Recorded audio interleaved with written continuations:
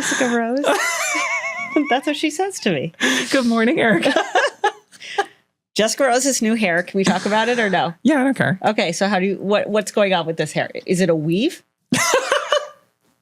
Can I ask that? What is the hair? Is it real hair? Yes, it's human. It's human hair from Brazil. So how do you get it? Oh, really? Yeah. International hair? Mm-hmm. Okay, wait, stop. So tell me. So the woman that I went to, she like literally has like a studio apartment, like in her, and I went to her like studio apartment. Like you would never even know that this place was there. Okay. And she ordered the hair for me, custom dyed the hair. Okay. To like match my hair. Your hair. Yeah. And then she stitches it in there. It's like, I don't know how to explain it. They like tie it. Yes. It's not like glue. It's not like a. I think that's called a weave. It might. I mean, Instead of maybe. white girl from New Hampshire. I'm like, I don't know. I think maybe, yeah. Okay. I don't think anybody says weave anymore. It? Oh, I'm sorry.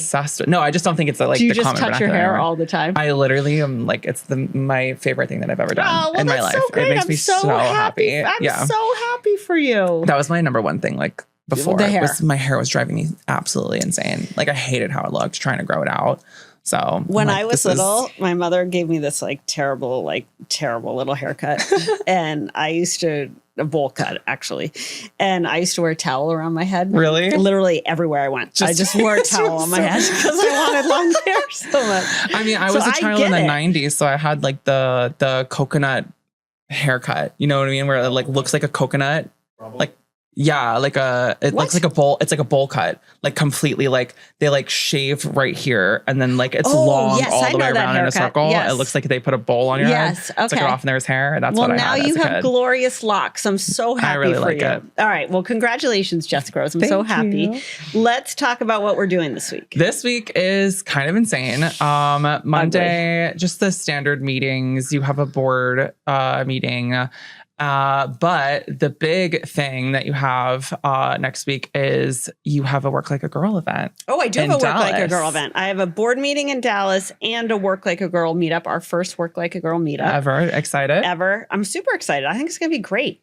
I wrote there's one of the people on the vice board is from Fortress. And every time anybody mentions Fortress, which is like a big, I don't know, VC private equity hedge fund, like insert one of those types here. It's like Fortress. They were like so scared. Like when they were trying to convince me to join the vice board, they were like, Fortress is involved. Like I'm supposed to be like, okay. So, anyways, watch out. So I write the guy on Sunday. I was like, hey, can't wait to come to Dallas. Who doesn't want to be in Dallas in the summer? And I'm hosting this Work Like a Girl thing. I created this thing called Work Like a Girl. Would anyone from your team like to come? And he's like, great, sure. So you put 2 people on it. And then I was like, to spare you the estrogen, I'm going to put you on BCC, which I thought was very funny on my part. I laughed about that. Okay, so that's going to be very exciting. So Work Like a Girl event, vice board meeting. Whole bunch of meetings here. We got some one-on-ones. We've got our exec review. I got a lot of air travel. Mm-hmm. I mean, honestly, most of the week is going to be dedicated to that board meeting stuff. But you do have an in-person meetup on Friday. Oh, okay. I'm excited for that. Mm-hmm. She's not emailing me back though, so I got to get a handle on that. We gotta harass her. Okay. And then I mean, we'll see what else. I'm sure there's a million other things we'll get slotted in, but right now that's what we have. All right, I'm excited for it. Thank you, Jessica Rose. Thanks.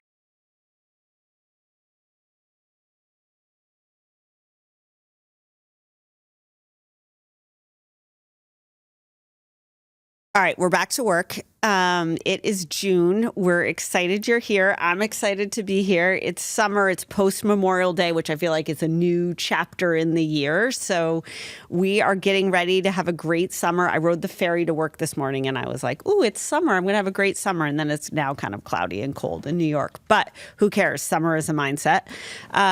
Things that I've been thinking about. I've been big into the Peloton. I did 2 45-minute classes this weekend. Humble brag. Are you impressed or no? No, you're not impressed, but I couldn't do it.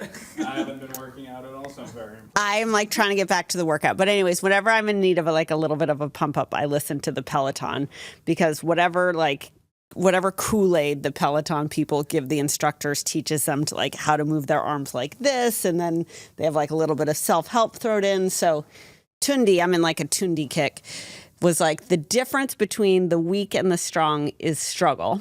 And I think that's just good perspective in life, which is when you're struggling or you're trying to make it through something at work or you're trying to be something different than what you are today, the only way to get there is to have a hard time. Like having a hard time is what's required to get to the next place. So I'm thinking about that a lot. I'm thinking about summer, what I'm trying to get done this summer.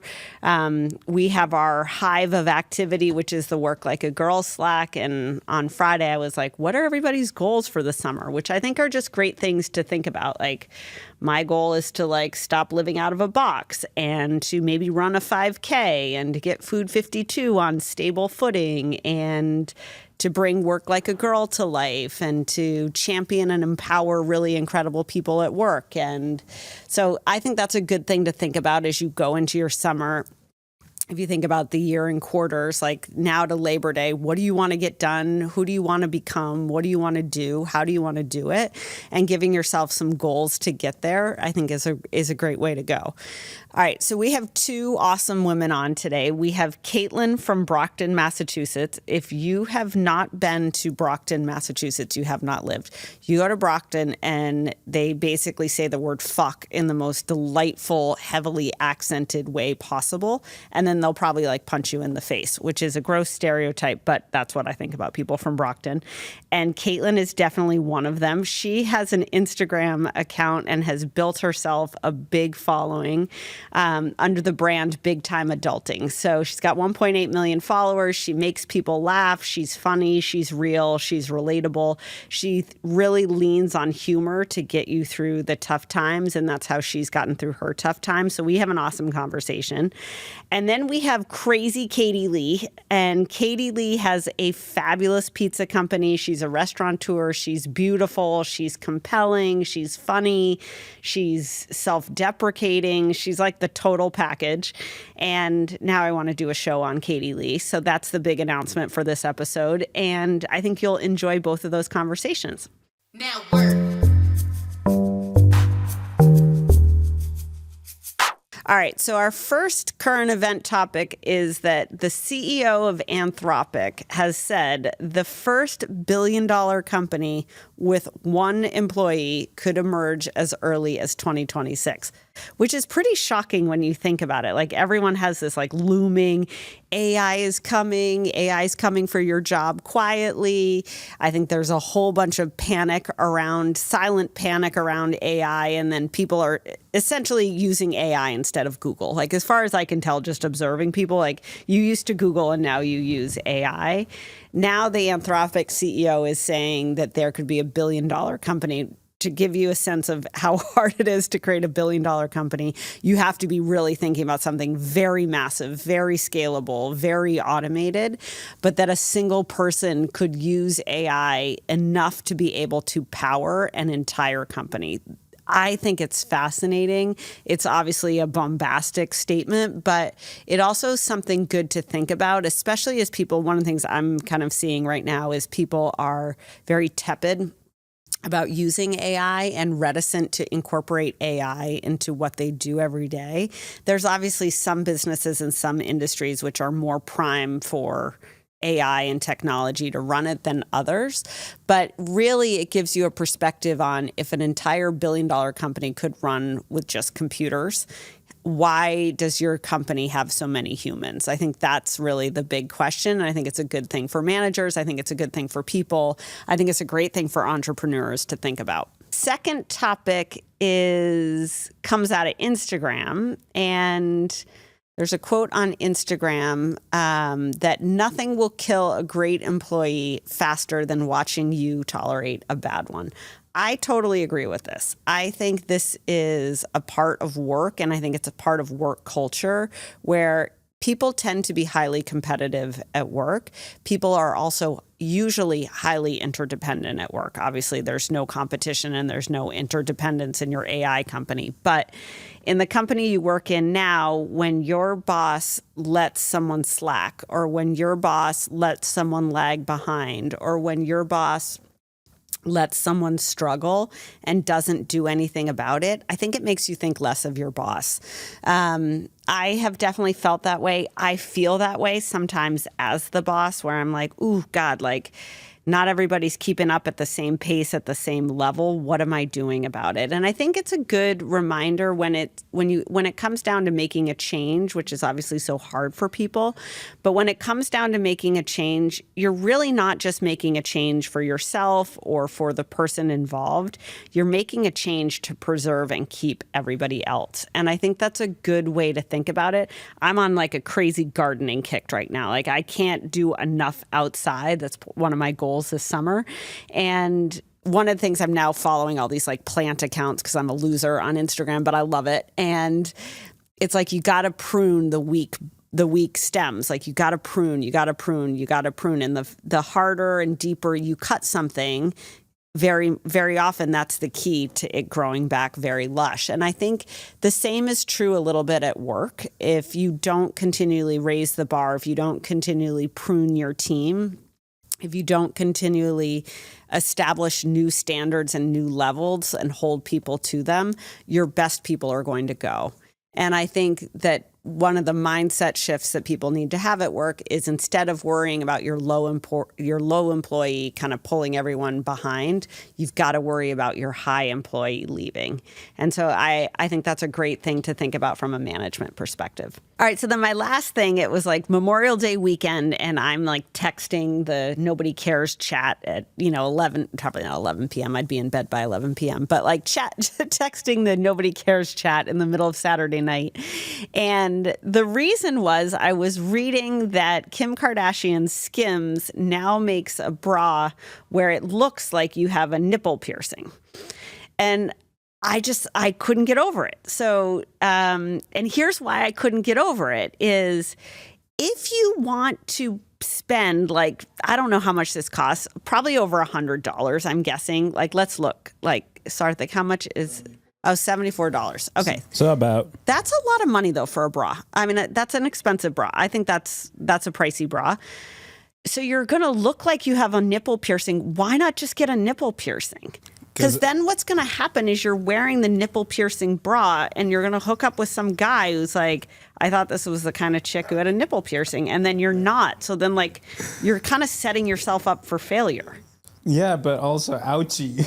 100%. I don't want a nipple piercing. But I just thought it was kind of a funny thing, which is how superficial the world is now. Like, who you are is like, you're actually not that, you know what I mean? Which I don't think is new, and that's probably not that shocking. But I thought it was a brilliant business move by Kim and the SKIMS team.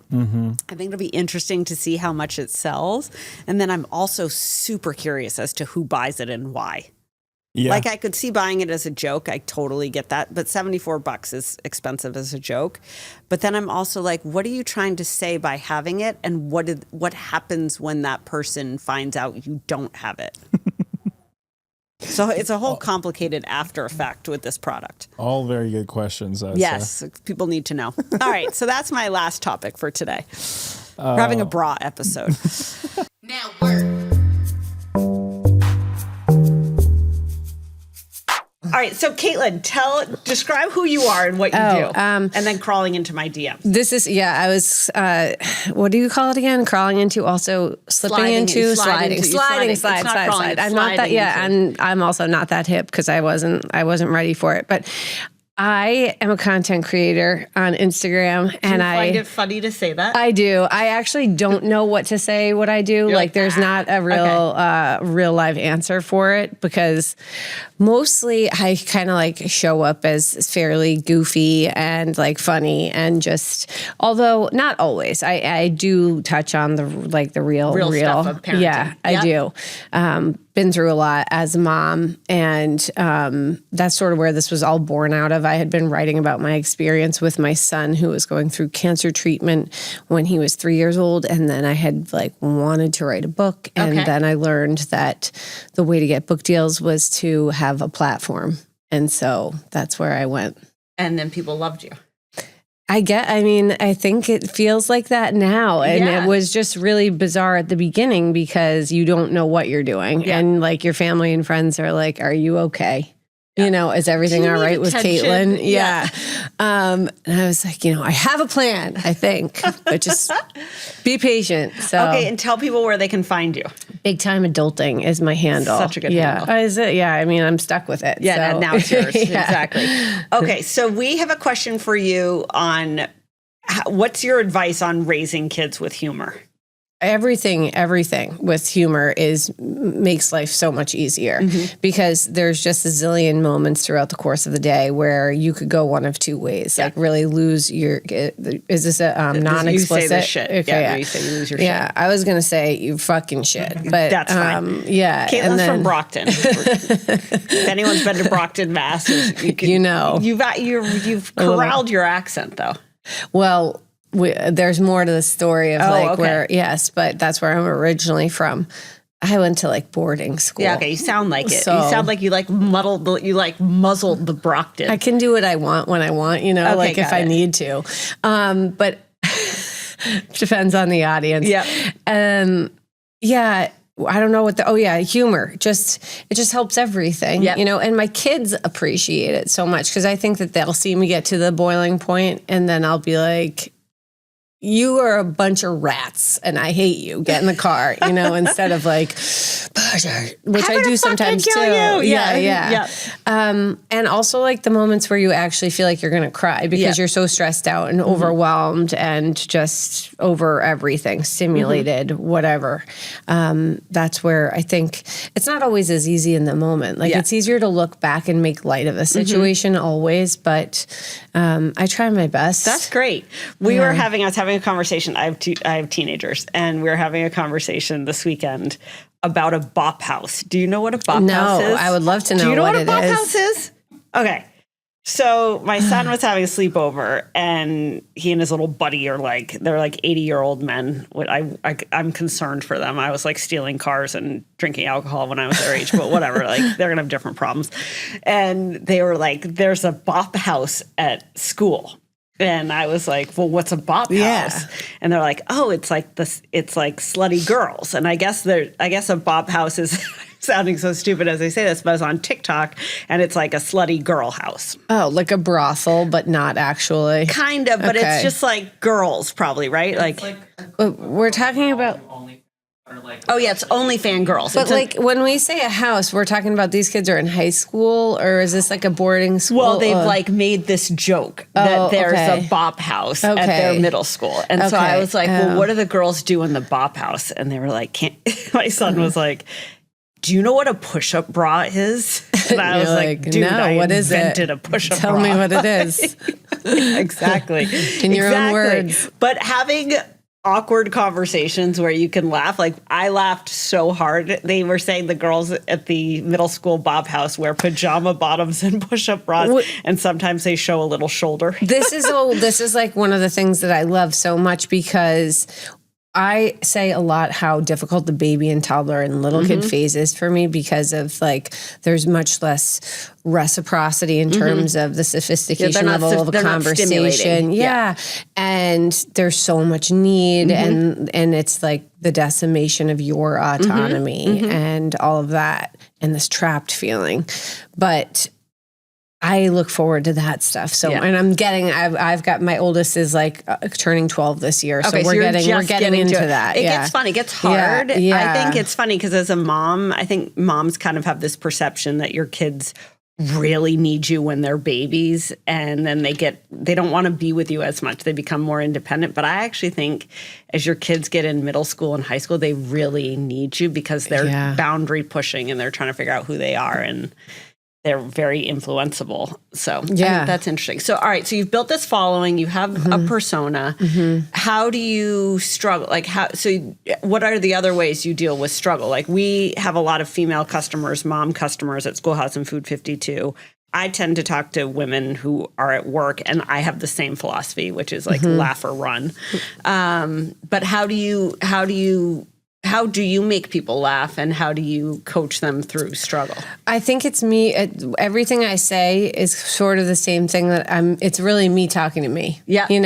I'm my audience. So I'm going through the same exact struggles on an everyday basis with the same exact kind of things. I mean, I feel like another part of it is this feeling of acceptance of the struggle and not feeling like you're failing because you're not nailing it every day or like because you are juggling a million balls and there never feels like there's enough time in the day and you're stretched so thin and how am I going to give like the attention to this kid you're when not this making anybody happy. It's just last of all you. It feels like you have one foot in a zillion doors and it's a hard thing to wrestle with. And I think we all have that sort of constant feeling of both guilt and failure. And it's just normal. Yeah. I think. Yep. Yeah, you got to laugh about it. Yeah. And then you have to make fun of yourself and everybody else, 100%. Especially your kids, because they deserve it. I also think making yourself laugh is a great gift. Like, I cracked myself up. I was on LinkedIn the other day, and I'm on the board of this company. And the CEO of the company was at this big muckety-muck thing doing a presentation wearing a full suit. Like the tie, the jacket, the pants, everything. And I just trolled him on LinkedIn. I was like, are you wearing a suit? And then I just thought it was so funny. No one at the company thought it was funny. Like everyone was like, you're a bitch. And I was like, but I just think it's so funny that he's wearing a suit. So I do think you have to be able to laugh about it because otherwise you just end up cranky and bitter, I think. Yeah, totally. I mean, there's a really easy path to resentment and annoyed. Yeah. Yeah. I also think the same is true at work. I think most people at work are annoying or stupid, including yourself. Like, I'm very annoying and can be very stupid at work, and I'm often stupid at work. But if you go into it with like, hey, like, we're going to get something done here. We're going to do the best we can. We're going to make it with what we have. And we're just going to laugh about what we can't get right. It changes everything about your energy to something. Yeah, it's sort of that whole letting your guard down a little, I think, and just being real with people and who you are, rather than trying to bring in this really like professional pretense of I don't like that. You know what I hate at work? What? And you might hate this with people's kids. I also hate this with people and their kids. When people get the kindergarten teacher voice. Oh, it's the worst. It's the worst. Yeah. Like, don't be so patronizing or talk to me like I can't handle. I was in a meeting last week that you two were also in, and we had some speakers who were using the kindergarten teacher voice. Did you call them out on it? No, because then I thought that was going to be mean. And then I was like, I don't even know how I would say something about it. But kindergarten teacher voice is annoying. Yeah, it's really annoying. I mean, unless maybe you're a kindergartner. But I don't even honestly think kindergartners appreciate it. They're like hip to it at this point. You're like, we all know you're full of shit. And you're trying to be something like, nothing here is perfect. Everybody's fucked up. Our company is a mess. You're Miss Lippy at recess putting glue on your face. Come on. Out with it. So that's so funny. I hate kindergarten teacher voice. Okay. And what do your girlfriends think of you? Oh, I mean, I think that they love me. They're my friends, you know, but... do they give you shit? Do they troll you? No, not really. They are... that's something that's not very prevalent in the female community. Like, really? I think like men are much more ball busters. And that you can laugh about being each other. Made fun of. Yeah. They're less sensitive that way. I'm not saying that's a good or a bad thing. I just don't see it as much between women. But I love it when my friends do give it makes me shit. So happy. I love being made fun of. One of my good friends recently made fun of the outfit that I was wearing to this event the other day, and she was like, "Oh, where did you get that from? Chico's? Is that so like?" I was just like, "Fuck you." She's like, "Is that the matching purse with the matching top?" Like, I got it out of the catalog. Oh my God, I was dying. That's funny. I noticed that at Barstool too. One of the formulas of Barstool was that the guys all mixed it up on shows with one another and then created storylines with one another because they weren't afraid to get mad at one another or to really go hard at one another, and then it was fine. I gotta go. Oh, okay. But the girls were tighter. They didn't mix it up as much, and they didn't want to be criticized. And also, to be fair, when the women at Barstool put content out, the male Barstool audience would just like ravage it in the worst, creepiest, most disgusting ways. So I think that's kind of tough overall. Yeah. All right. So last thing is we've launched something called Rework, which is helping moms, stay-at-home moms or moms who work in the home, take on flexible work with us. What's your advice to moms who are like trying to get back there in the workforce and trying to get out there? I think it's intimidating. Like at the beginning when you're trying to figure out what you can do or how to get back into it. I think that there is no better prepared person than somebody who's been home with their kids to jump back into the workforce. Yeah, like 100%. It's chaos. Multitasking is the Dysfunction. hardest job You ever. yelled at all yes, day. yeah, you can handle anything. The corporate environment is a cakewalk. I actually think that's true too. I like that about moms is that they'll work harder, they're more selfless, they're more accepting, and they just have a high pain tolerance and then also are super efficient. I agree. I love that. Now work. All right, so why don't we start? I'll have you introduce yourself. Like, Okay. describe who you are and what you do. Okay, Katie Lee, so restaurateur and then owner of Katie's Fine Foods, which is a CPG Italian food brand that's, across the country now. Frozen pizzas and pastas and That's sauces. so fun. And Yeah. what made you get into being a restaurateur? Oh, goodness. Well, I, dropped out of high school at like 15, and the only place that would In take St. Louis? me, the only Okay. place that would take me was restaurants. I think working in the restaurant, I stand by this. I think Yeah. working in the restaurant business is the single greatest key to success in life. Oh, it's like you get law, you get everything. philosophy, all of it. all Yeah. of it, Torture. a lot of torture. So that was just an easy place to get a job, and Yeah. then I fell in love with it because of all of the wonderful things that restaurants have, the characters, Yep. the energy, and then my mother, who's a fine artist, was teaching art in Florence, Italy. Okay. And so I got to go live with her in my early. Was she mad that you dropped out, or was she like, eh? I don't think anyone cared. Okay. How many kids are in your they family? cared. They love me. 2 brothers, so Okay. 3 of us. Okay. Yeah, but my parents are like eccentrics Okay, and that's great. artists and hippies. And So they're like, whatever. Whatever. And so I got to go to Italy, and that's where I fell in love with food. Okay. So I loved restaurants and the energy, but Okay, got it. Italy got to live there with my mom and fell in Oh, love that's with so food. fun. That's really Yeah, sweet. Yeah. And then do you hate to eat at home, or do you I don't know, I love eat- to eat out at a restaurant. I hate eating at home. No, I like both, and I like to cook. So, Okay, you do. Yeah, I started off as a chef, and now I have chefs that are much more talented than I am. But so I do enjoy. I cook every night. I think almost every night. Yeah, and Okay. I have a little 6-year-old girl. So Oh, okay. What does she like to eat? Noodles and pizza. Okay, that's fine. So Yeah, it same. works. Same. We eat pasta bolognese 17 times a week. That's her favorite. Same. Bolognese. Yeah, Yep. just loves the bolognese. Yeah. I basically have stock in Wow's right now. Yeah. There's 30 jars in our kitchen. Okay, so tell us about your restaurants. So they're just like Northern Italian, family, rustic Italian restaurants, but we make everything by hand. So every noodle is From scratch. Is rolled out, stuffed, hand folded. Okay. Extruders, and then we have a wood-fired oven, and we do like beautiful burrata plates and beautiful pizzas and pastas. And That's so fun. Just good. Yeah. And how like would the comfort people in food. your restaurant describe you? Are you scary or not scary? Well, or? I think I have been before. Okay. I don't think I am anymore, but I think I have a presence where when I come in, they're very They're like, sit up a little straighter. They're afraid to wait on my table, maybe. Okay, but yes. but also we have a really good culture, and I'm not really allowed to be bossy to them anymore. How come?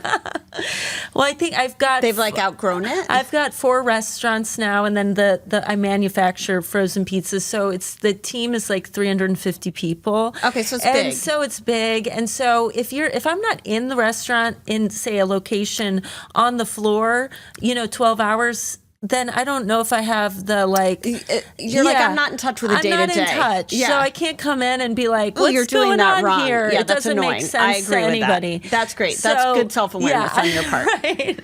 Self-awareness and people coming up to me and be like, "Okay, here's You the don't- new plan." Yeah, 100%. You don't actually know what you're doing with this. Yeah.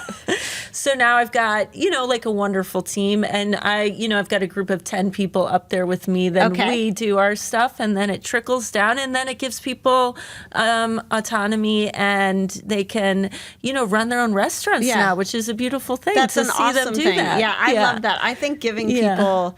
It's funny. I met like a finance person today, and they were kind of giving me the same speech of like, you don't actually know what you're talking about. And I was like, yeah, I shouldn't, but I don't want to know what I like. No, that's not my. If I'm deep into the finances, we're fucked. Right. Exactly. But it's also really important. I'm like, what I really want is visibility so that people can do and take things to places I never imagined. And like, I just want people to have tools. Yeah, and realize their potential and do great things and become entrepreneurs within the company. Yeah, I love that. So describe doing the frozen foods line. I launched One Bite pizzas at Walmart when I was at Barstool Sports, which was a little bit of a nail. Yes, it was a little bit of a nail biter. It was this whole thing of like the packaging company and the manufacturing company.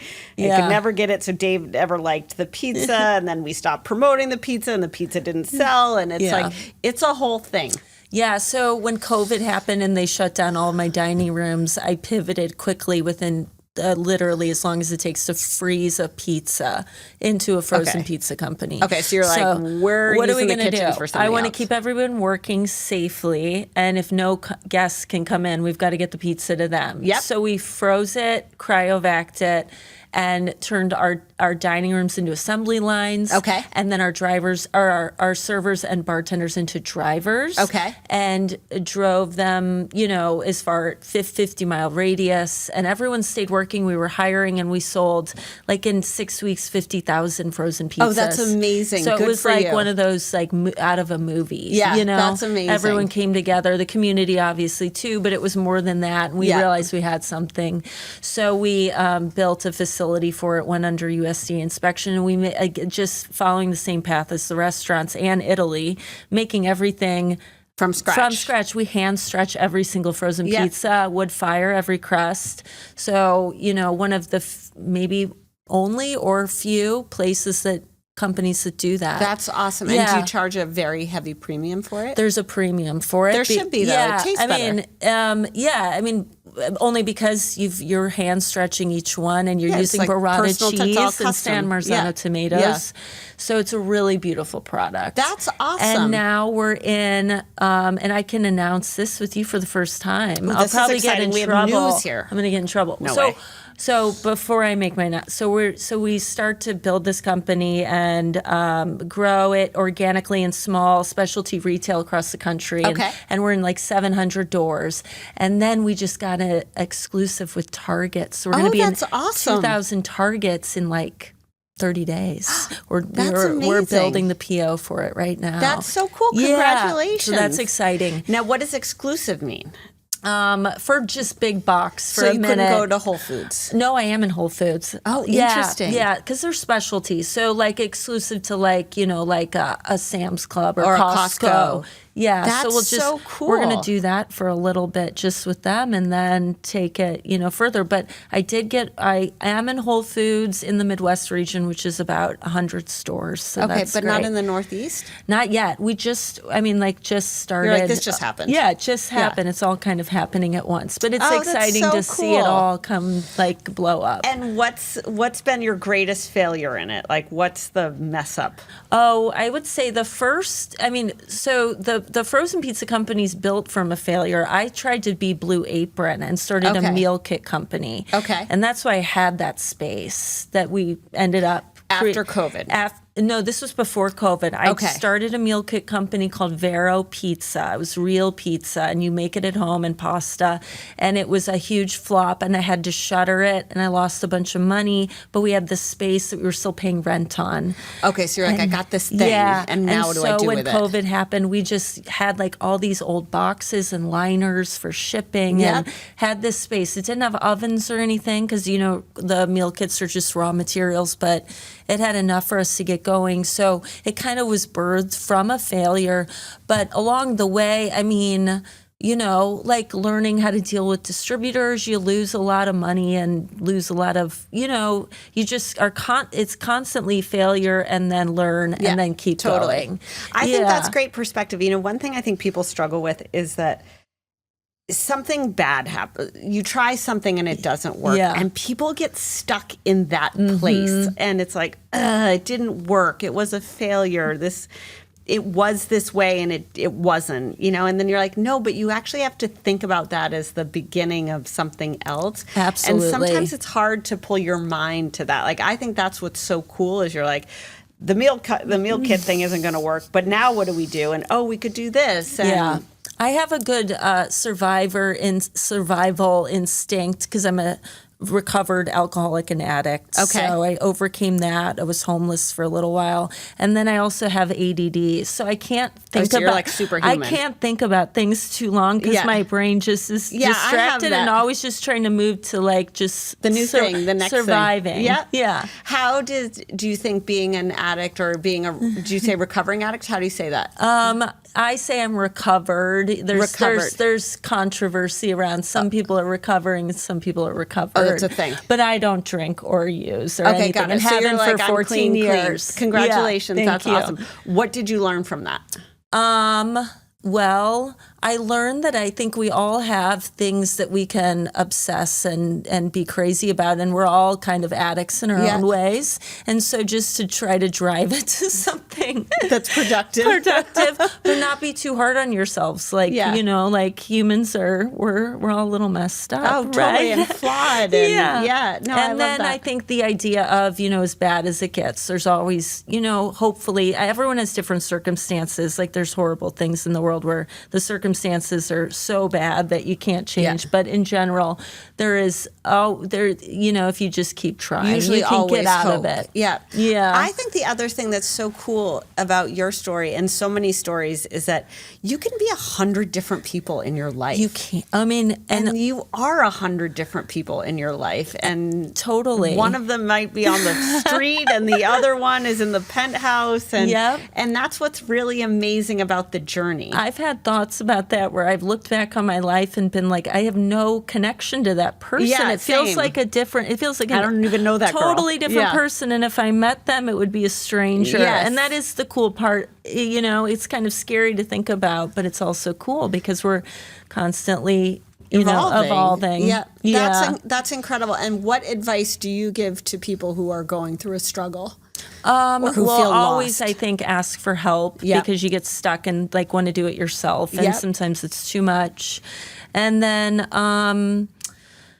just try to the thing that I always do, because I still always can, be dysfunctional, is just think of what I'm grateful for in that moment, even if it's the smallest, tiniest thing, and then that builds and grows into something Gets that you can to the next thing. get you out of your spot. Yeah.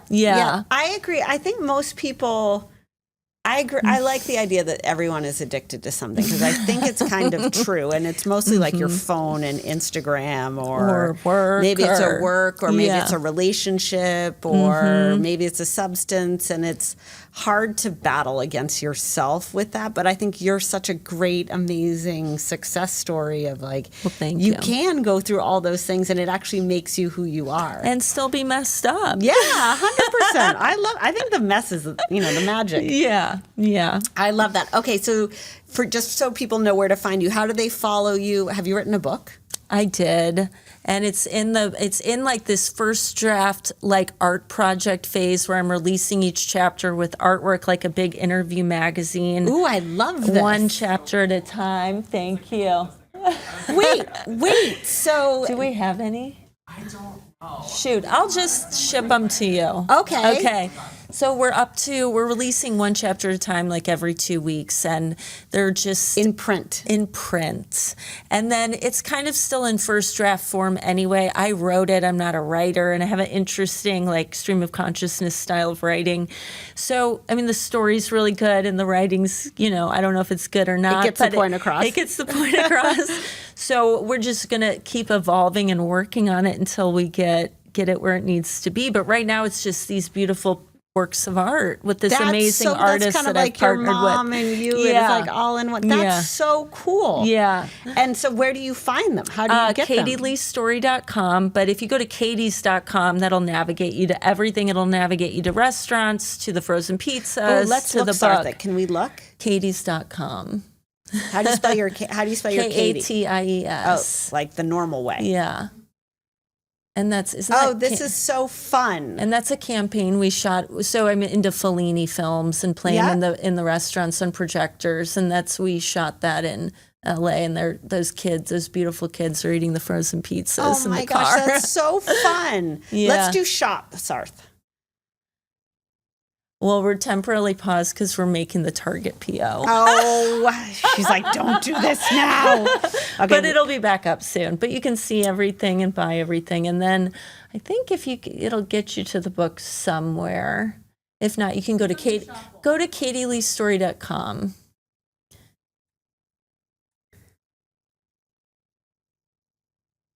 All right, and I'll give you, it's a pizza story.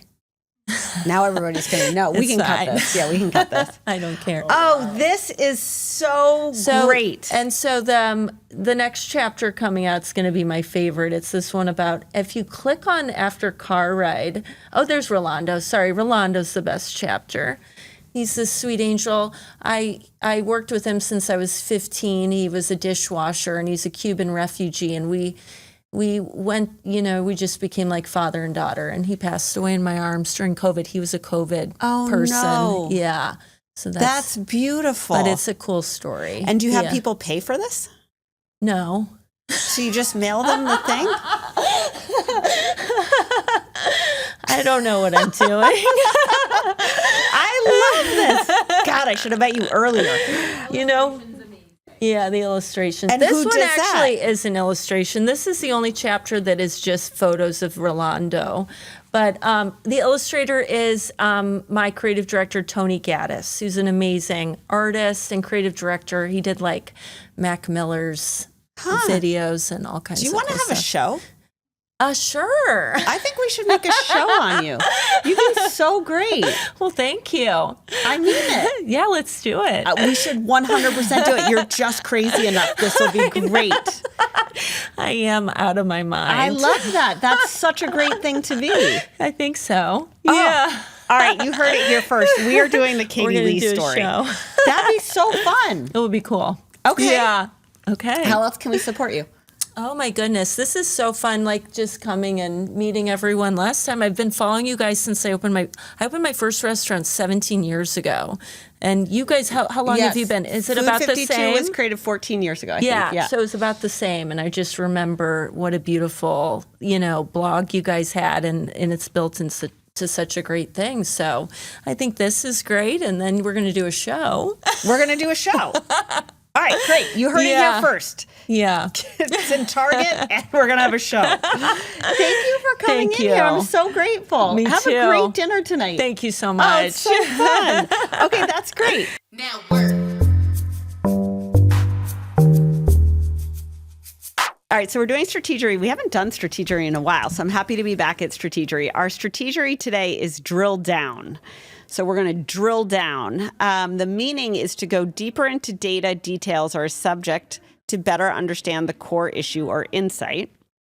Common uses are frequently in meetings, presentations, and reports when someone wants to move from big picture to specifics. So the negative connotations of drill down is it can come off as performative, which is the big issue with strategery words. It's when the person who has no intention of drilling into anything but getting out of work is trying to drill down at work, but not really, then it gets annoying.